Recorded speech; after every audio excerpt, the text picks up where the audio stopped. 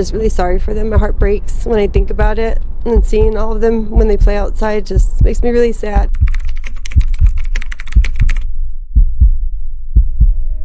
The festive cheer of the holiday season was shattered in Colorado Springs in the early hours of December 19th, 2023. At precisely 12:29 a.m., a chilling 911 call from Kimberlee Singler, a 35-year-old licensed practical nurse, pierced the silent night. Her voice, laced with apparent distress, reported a burglary and a violent attack within her apartment at Palomino Ranch Point. She claimed to have been awakened by a loud noise, only to discover her 11-year-old daughter bleeding from injuries inflicted by a masked intruder who had subsequently fled the scene. This initial narrative, however, would soon unravel, revealing a far more sinister and heartbreaking reality. Responding officers arrived at apartment 108 to a scene that starkly contrasted with the festive decorations adorning the complex. Inside, amidst the scattered remnants of Christmas presents, a tableau of unimaginable horror awaited them. The air hung heavy with the metallic scent of blood, a gruesome counterpoint to the lingering aroma of pine and cinnamon. Kimberlee met the officers at the door, bearing a small cut on her neck and bloodstains on her clothes, a seemingly superficial injury compared to the carnage within. She maintained her composure, her demeanor a perplexing mixture of distress and a disconcerting calmness that would later fuel investigators' suspicions. The true extent of the tragedy lay hidden in the bedrooms. In one room, Elliana, 9, and Aden, 7, appeared to be peacefully asleep under a frozen-themed blanket. A closer look revealed the horrifying truth. Each child had been fatally stabbed, their small bodies bearing multiple wounds. Elliana still clutched her beloved stuffed Olaf doll, a heartbreaking reminder of the innocence stolen from her. In the next room, elder daughter lay on the floor, clinging to life. She too had suffered multiple stab wounds, including a deep laceration across her throat, mirroring the superficial wound on her mother's neck. The injuries sustained by the two children, although differing significantly in their severity, pointed towards the same chilling source, although one of them was far more critical than the other. As paramedics rushed mother and daughter to the hospital, the gravity of the situation became increasingly apparent. The apartment, despite the apparent signs of a struggle, bore no indication of forced entry. Doors and windows were locked from the inside. No fingerprints or DNA evidence suggested the presence of an intruder, casting immediate doubt on Kimberlee's account. Instead, the scene pointed inwards. A bloodied knife, the apparent murder weapon, lay in the living room amidst the overturned presents. The fact that the knife came from within the apartment, combined with the lack of any external signs of forced entry, painted an increasingly suspicious picture. Multiple bullet casings littered the floor, a detail conspicuously absent from Kimberlee's initial 911 call and casting further doubt on her narrative. The inconsistencies in Kimberlee's story were mounting rapidly. Her seemingly minor injuries contrasted sharply with the brutal nature of the attacks on her children. The change of clothing, the delayed 911 call, the unexplained bullet casings, and the absence of any evidence of an intruder all converged to form a disturbing hypothesis. As investigators meticulously documented the scene, collecting blood samples, fingerprints, and DNA evidence, the focus of their investigation began to shift from an unknown assailant to the very person who had called for help, Kimberlee Singler herself. The festive decorations, intended to symbolize joy and celebration, now served as a chilling backdrop to a scene of unimaginable violence, casting long shadows over the shattered lives of the Singler family. While medical professionals worked tirelessly to stabilize elder daughter, fighting to save her from the brink of death, Kimberlee Singler received treatment for her comparatively superficial knife wound. She continued to maintain her fabricated narrative, recounting the story of a masked intruder who had violated their home and attacked her and her children. However, her performance of distress, observed by increasingly skeptical police officers, felt contrived. It lacked the genuine raw emotion expected of a mother who had witnessed such horrific violence against her children. Her retelling of events, though consistent in its broad strokes, lacked crucial details. Elder daughter, traumatized and in immense pain, initially echoed her mother's story. She spoke of a stranger breaking into their home, a shadowy figure who had inflicted the horrific injuries. This initial account, however, was heavily influenced by the presence and narrative of her mother. As she recovered in the hospital, separated from her mother's influence and surrounded by the compassionate care of medical staff and later foster caregivers, a gradual shift began to occur. The safe and supportive environment allowed her to process the trauma and begin to piece together the fragmented memories of that horrific night. Meanwhile, investigators pressed Kimberlee for more details. What did he look like? How did he get in? What did he take? Her responses were vague and inconsistent, changing slightly with each retelling. She stumbled over descriptions, unable to provide a coherent picture of the alleged intruder. The more she spoke, the more her story unraveled under the weight of its own contradictions. The investigators, their suspicions now hardening into certainty, recognized the telltale signs of deception. Kimberlee abruptly left the hospital as soon as she got the chance, once her own superficial injuries were treated, abandoning her daughter to continue her recovery alone. This callous act of desertion further solidified the investigators' belief that Kimberlee was not the victim she portrayed herself to be, but rather the perpetrator of this horrific crime. It was a chilling betrayal, compounding the trauma already inflicted upon her surviving daughter. It was in the quiet sanctuary of a foster home, shielded from her mother's influence and surrounded by compassionate caregivers, that she finally found her voice. Away from the shadow of her mother's fabricated narrative, the truth began to emerge, hesitant at first, then gaining momentum as the girl found the strength to share her horrifying ordeal. The absence of her mother created a space for healing, both physical and emotional, enabling her to confront the terrifying truth of what really transpired on the night of December 18th. Her trembling voice recounted a chilling sequence of events, beginning with a phone conversation she overheard prior to the attack. In that conversation, she heard her mother utter the chilling words, "I will kill them all." Later, she described how her mother had given her and her siblings milk that tasted different or strange. Kimberlee's demeanor was eerily calm as she led them to their bedroom, instructing them to close their eyes. Then, a bang ripped through the quiet of the night, followed by searing pain in her own neck. She had been stabbed. Instinctively, she feigned death, paralyzed by terror. As she lay there, bleeding, she heard the cries of her younger siblings. She begged her mother not to kill her, but her pleas were met with silence, followed by the chilling stillness that descended upon the apartment as her siblings' cries were abruptly cut short. The only sounds that broke the silence were those of her mother moving around. After an agonizing wait, pretending to be dead, she heard her mother make the 911 call, her voice now laced with a manufactured distress that contrasted sharply with the chilling calmness she had exhibited just moments before. Elder daughter's testimony provided the missing pieces of the puzzle.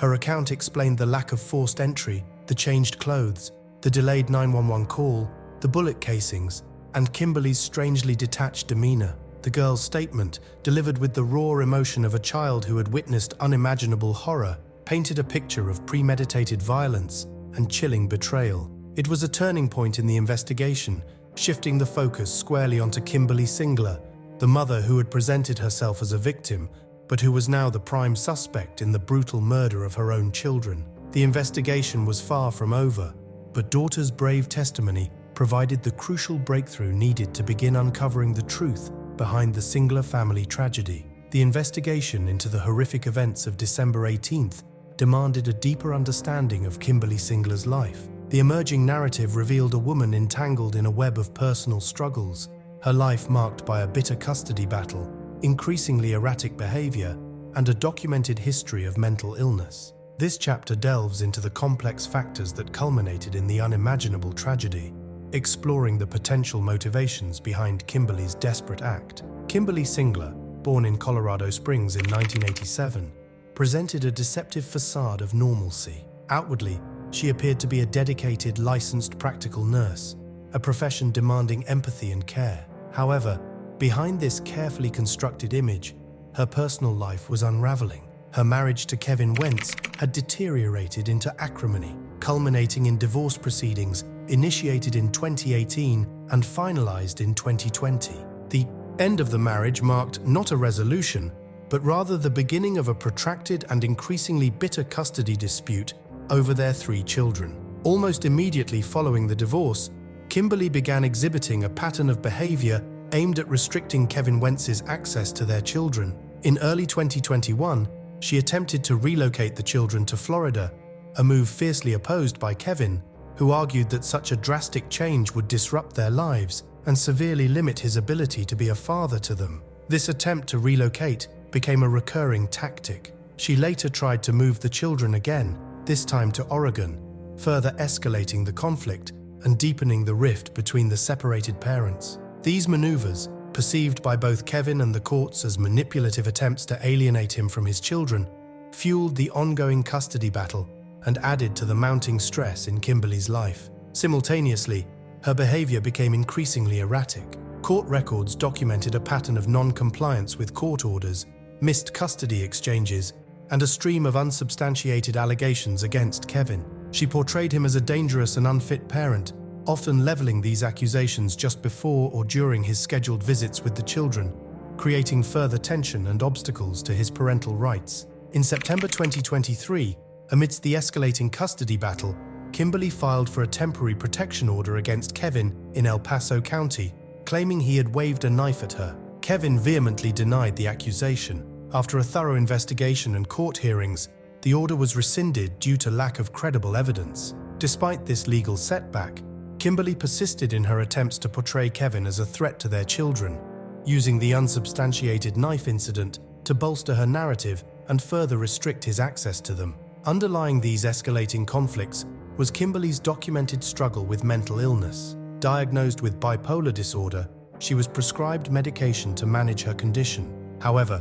reports and testimonies from those close to her indicated that she frequently neglected her medication regimen, exacerbating her emotional instability and contributing to her increasingly erratic behavior. Child Protective Services, responding to concerns about the children's welfare, had been involved with the family multiple times. While the specifics of these interventions remain confidential, they underscore the growing concerns surrounding Kimberlee's ability to provide a stable and safe environment for her children. Tragically, despite these warning signs, Kimberlee retained custody. The culmination of these mounting pressures came in December 2023. On December 16th, in a blatant act of defiance, Kimberlee violated a court order to bring the children to a designated police station for a visit with their father. She falsely claimed to be hours away in Breen Ridge, Colorado, a lie easily exposed. This flagrant disregard for the court's authority proved to be the final straw. On December 17th,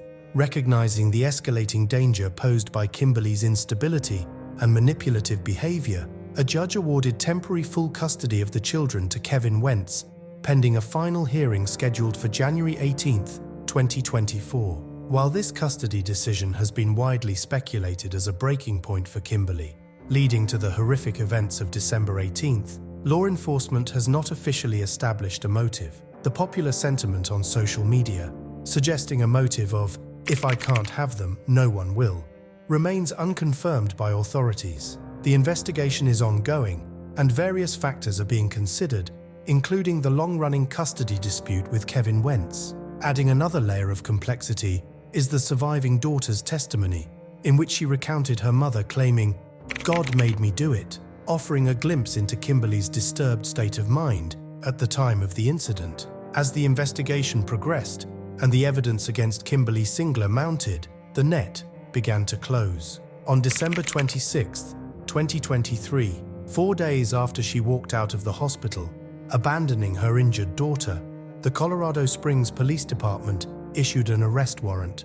The charges were staggering: 2 counts of first-degree murder for the deaths of Elliana and Aden, attempted first-degree murder for the brutal attack on elder daughter, and additional counts of child abuse and first-degree assault. The warrant painted a grim picture of a mother-turned-monster, a woman accused of unspeakable acts of violence against her own flesh and blood. The Colorado Springs Police Department's Violent Offender Fugitive Task Force was mobilized, their mission to bring Kimberlee to justice. Knowing she was a flight risk, having already vanished once from the hospital, the task force launched a comprehensive search. Her last known sighting was on December 23rd, and her current whereabouts were unknown. A public appeal for information was issued, urging anyone with knowledge of Kimberlee's location to contact the police or Crime Stoppers. As the task force diligently followed every lead, investigators continued to build their case, meticulously piecing together the events leading up to the horrific murders. They confirmed that Kimberlee's initial report of a burglary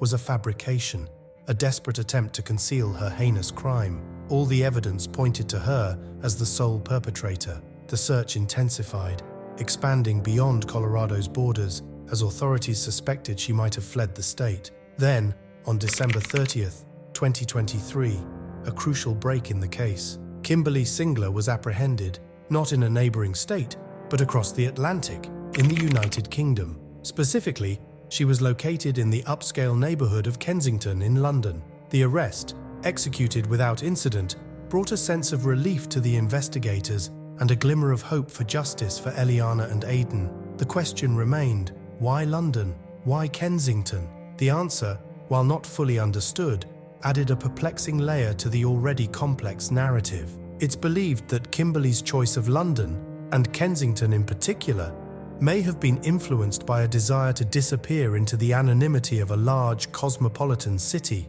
Kensington, known for its affluence and international residents, could have seemed like an ideal place to blend in and evade detection.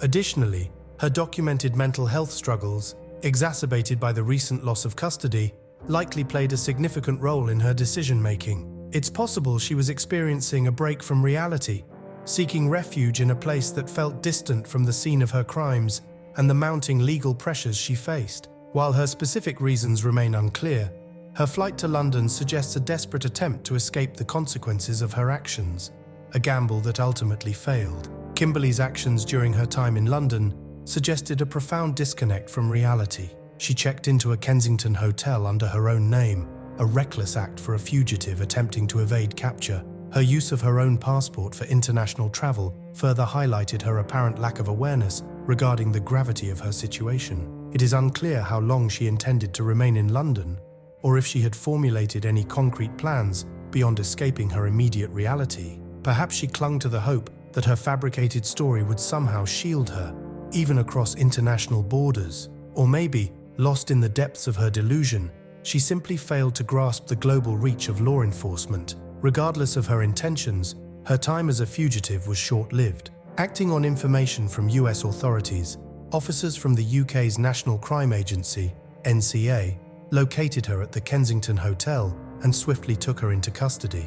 The fantasy world she had constructed crumbled, the cold reality of her crimes setting in as she was apprehended. The extradition process, however, was far from straightforward, promising a complex and lengthy legal battle. Kimberlee Singler's first appearance in a UK court was on December 31st, 2023, at Westminster Magistrates Court. She stood before the judge, formally charged with the crimes she was accused of committing in Colorado: 2 counts of first-degree murder for the deaths of Elliana and Aden, 2 counts of attempted first-degree murder, 1 for the attack on her surviving daughter, and another stemming from an alleged plot against Kevin Wentz, the details of which remain undisclosed, as well as multiple counts of child abuse and assault. The weight of these charges hung heavy in the air as she was remanded into custody, the start of a protracted legal battle that would determine her fate. From the outset, Kimberlee fought extradition to the United States. Her legal team argued that the potential sentence of life without parole,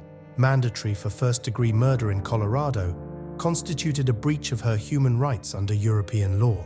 This legal maneuver added another layer of complexity to the already intricate extradition process, delaying her return to Colorado and prolonging the agonizing wait for justice for Kevin Wentz and his family. The legal battleground shifted from the horrific details of the crime itself to the intricacies of international law and human rights. A full extradition hearing was scheduled for January 29, 2024. The prosecution meticulously presented their case, laying out the chilling evidence against Kimberlee. They detailed the circumstances of the children's deaths, emphasizing the lack of forced entry at the apartment, the inconsistencies in Kimberlee's initial account, and the compelling testimony of implicating her mother. They highlighted Kimberlee's subsequent flight to the UK, portraying it as an attempt to evade justice rather than a delusional escape.